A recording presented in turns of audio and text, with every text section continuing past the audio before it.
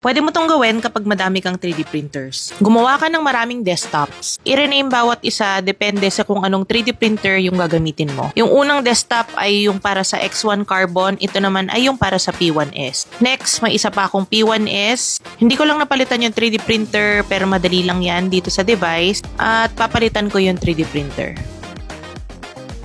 Next ay yung sa Bambolab A1 tapos nang mag-print.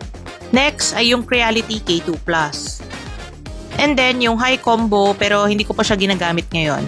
Yung mga natitira ay para sa ibang applications na like Fusion 360 tapos yung browser. Windows 11 ang operating system ko. Para makapag-add ng desktop, pindutin yung window key plus tab. Pindutin itong new desktop para makagawa ng bago at i-rename ko siya, right click, papalitan ko yung pangalan.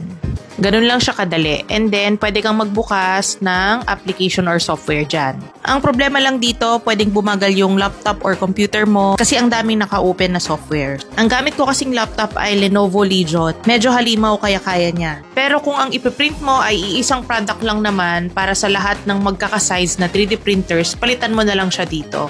Hindi mo na kailangan gumawa ng iba't ibang desktops.